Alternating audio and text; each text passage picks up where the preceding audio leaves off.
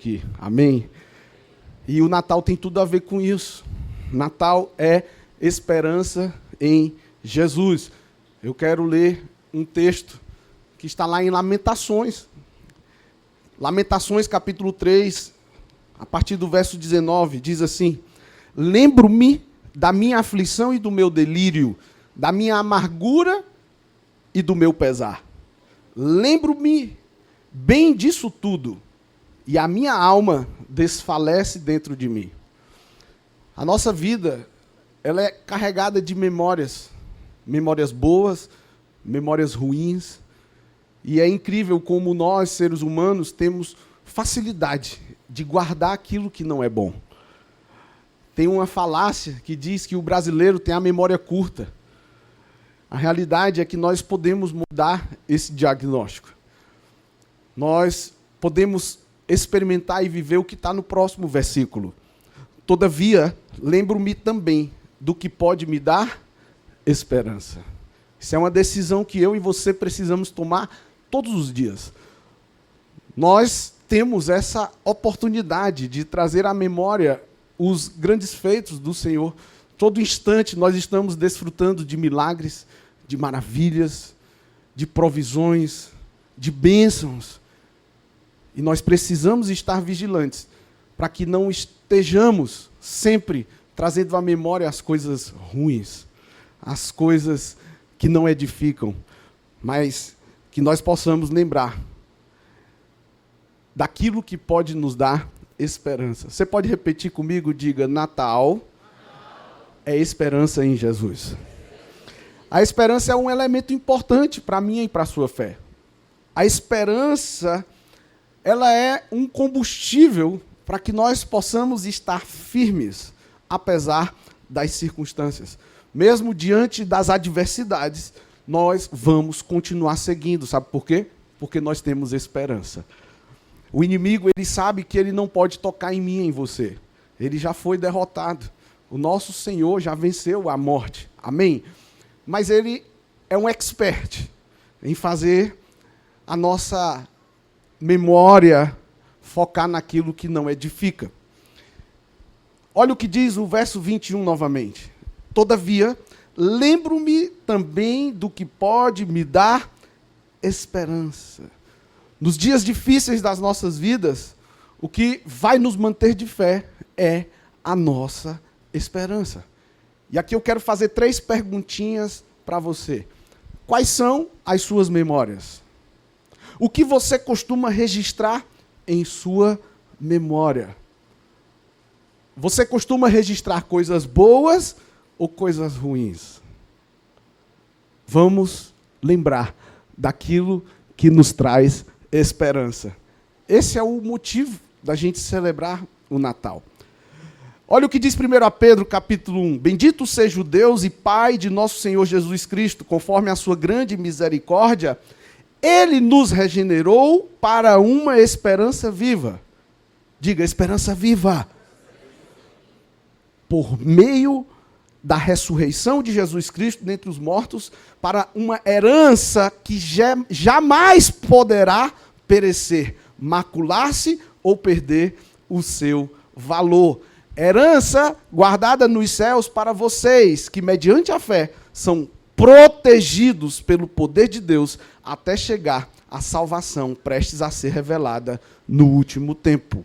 Nisso vocês exultam, ainda que agora, por um pouco de tempo, devam ser entristecidos por todo tipo de provação. Nós fomos regenerados para uma esperança viva em Cristo Jesus. Sabe, amados, todos nós temos motivos para agradecer ao Senhor. Não tenho tempo para compartilhar sobre o meu testemunho, mas eu e a minha casa hoje nós servimos ao Senhor.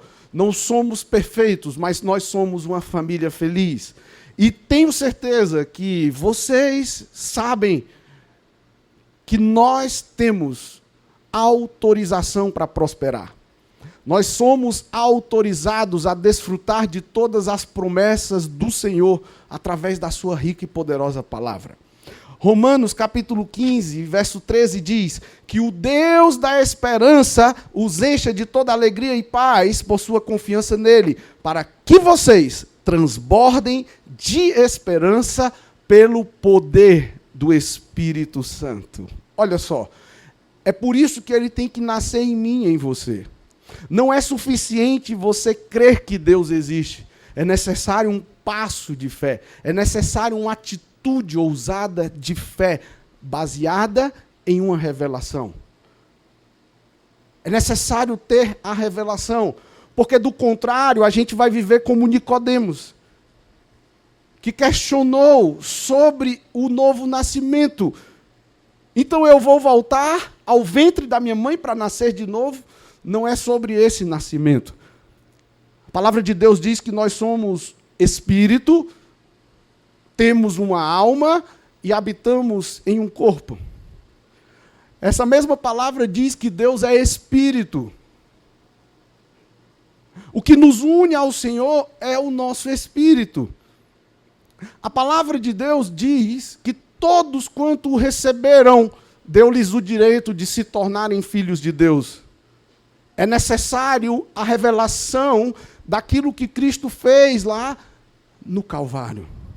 O Verbo que se fez carne, se destituiu de todo o seu poder divino, habitou entre nós, sofreu em nosso lugar aquilo que era responsabilidade nossa. As consequências, os efeitos malignos e devastadores do nosso pecado. E ali, ele foi crucificado, levando sobre si todas as nossas doenças, enfermidades, todo o nosso pecado, para que nós pudéssemos hoje desfrutar da verdadeira liberdade em Cristo Jesus. Mas a esperança que temos não é só para esse tempo, mas também para a eternidade. Amém, queridos? Então é necessário um passo de fé. Uma vez que nós temos essa revelação, nós nos arrependemos genuinamente dos nossos pecados. Nós nos apropriamos dos benefícios da cruz do Calvário. E a partir daí, esse poder do Espírito Santo passa a estar em nós. Nós somos templo e morada do Espírito Santo. E aí se cumpre em nós aquilo que a palavra de Deus diz. A partir daí, não mais sou eu e nem você, mas é Cristo em vós, Cristo em nós, a esperança da glória. Esse é o verdadeiro sentido do Natal. Nós não precisamos de ornamentação. Deixa eu te dizer uma coisa.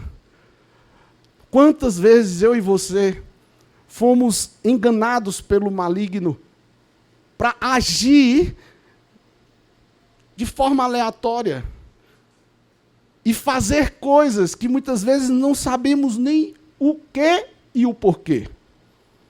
Quantos de nós viramos ano após ano pulando 7 ondas no mar? Por quê? Para quê? Consagrando as nossas vidas a Iemanjá? A uma entidade? Porque era costume? Nós precisamos conhecer a verdade para que nós possamos ser libertos.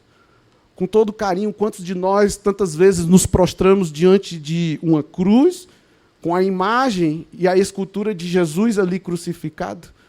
Ué, mas ele não ressuscitou? Então a cruz está vazia. Ele não está mais ali. Mas nós temos essa inclinação de nos prostrarmos diante de uma cruz com Cristo ali morto. Mas se ele não está mais ali, qual que é o sentido disso? E quantas vezes nós agimos de forma enganosa? Vocês estão comigo, amém? É por isso que Jesus tem que nascer em mim e em você. É nele que está a nossa esperança. Romanos capítulo 8, verso 24. Pois nessa esperança fomos salvos. Mas esperança que se vê não é esperança. O que é a fé? A fé é a certeza daquilo que nós esperamos. A certeza é crer, a fé é crer naquilo que nós não vemos. Tudo que nós vemos foi feito do que é invisível. E é isso que está dizendo aqui. Mas esperança que se vê não é esperança. Quem espera por aquilo que está vendo? Mas se esperamos o que ainda não vemos, aguardamo-lo pacientemente. A fé é agora, mas a esperança é para o futuro. Amém? Cristo é a nossa esperança. Me diga, o que é que move pessoas comuns a se permitirem gerar em nós essa experiência que nós vivemos aqui? Essa igreja, ela é o resultado de pessoas que tiveram a revelação do quanto elas foram amadas. Se você for quantificar as horas que vocês se dedicam para cuidar de outras pessoas, abrindo as portas das suas casas para receber a igreja de Cristo, sentado à mesa para tomar o café e ouvir o compartilhar de tantas angústias e sofrimentos. Quantas horas você tem se dedicado a ajudar pessoas a resolver problemas que você não causou? Orando e jejuando por tantos. Se nós formos mensurar a quantidade de tempo, de energia, de dedicação que vocês têm investido nesse projeto sublime, eu tenho certeza que isso é resultado de uma convicção que nós temos, de que somente uma vida nós temos e logo ela passará. Somente o que fizermos para Cristo permanecerá. Isso é o entendimento de que a nossa esperança não é só no que nós vemos. É você olhar um casal que estava separado há quase 2 anos, seus filhos vivendo uma instabilidade emocional, uma insegurança. E hoje a gente poder testemunhar um casal restaurado, uma família regenerada e mais, sendo influência para tantas outras famílias como líderes do ministério de casais dessa igreja. Tive o privilégio de acompanhar Rosivânia e Jarder, depois de perderem 2 crianças, mas não perderem a esperança. Viveram um processo de um milagre. Meu amigo Miquel está aqui, também testemunhamos um milagre. Em uma viagem de casais, eles voltaram grávidos. E hoje nós temos um milagre na casa deles. Quantos mais milagres nós podemos desfrutar e experimentar a partir daqui? Quantos querem viver mais milagres e testemunhar milagres? Amém? Diga, isso é só o começo. A esperança vai nos ajudar em tempos difíceis. Olha o que Romanos 12 diz. Alegrem-se na esperança. É essa esperança, é o verdadeiro sentido do Natal que deve nos mover, que deve nos motivar, que deve nos fortalecer. Veja esse outro texto lá em Romanos 5, a partir do verso 1. Tendo sido, pois, justificados pela fé, temos paz com Deus por nosso Senhor Jesus Cristo, por meio de quem obtivemos acesso pela fé a esta graça na qual agora estamos firmes e nos gloriamos na esperança da glória de Deus.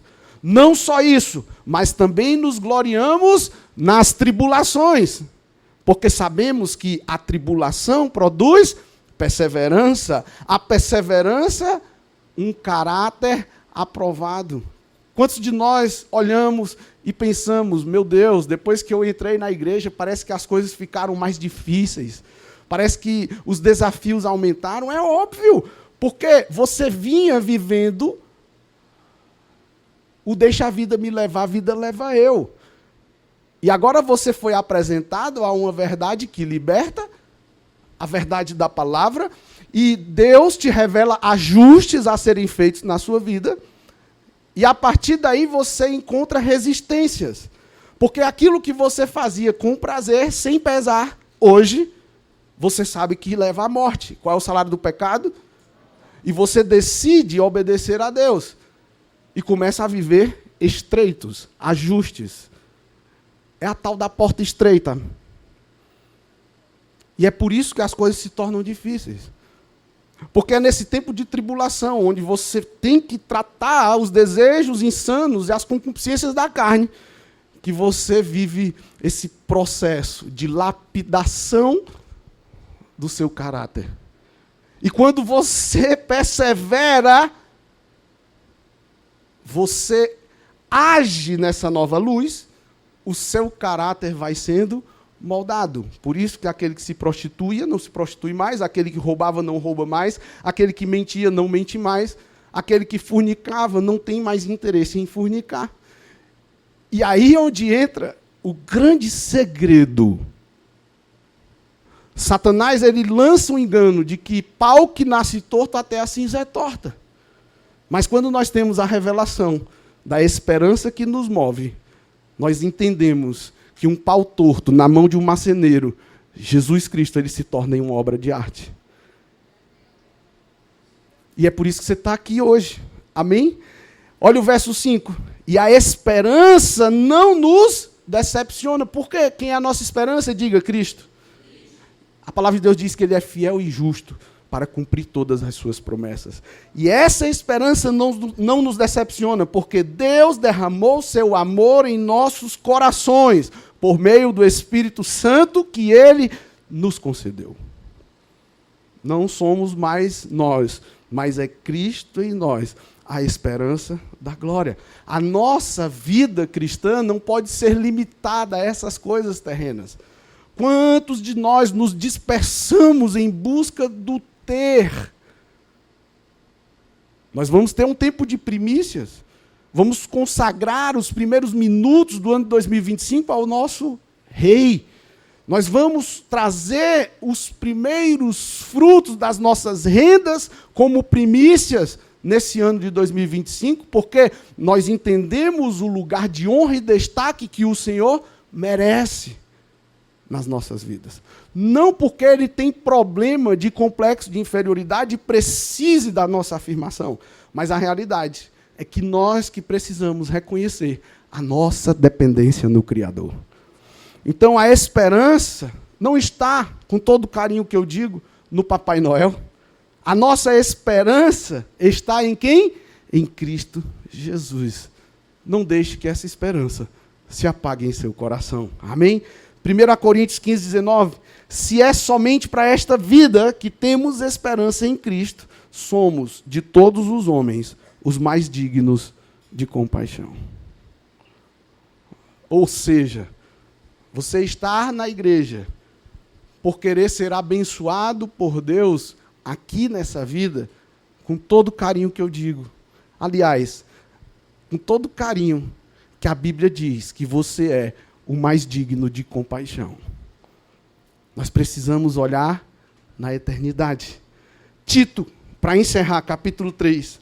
Não por causa de atos de justiça por nós praticados, mas devido à sua misericórdia, Ele nos salvou pelo lavar regenerador e renovador do Espírito Santo, que Ele derramou sobre nós generosamente por meio de Jesus Cristo, o nosso, diga, Salvador. Esse é o verdadeiro sentido do Natal. Natal é esperança em Cristo Jesus. Amém? Você pode aplaudir a Ele, vamos ficar de pé, aleluia.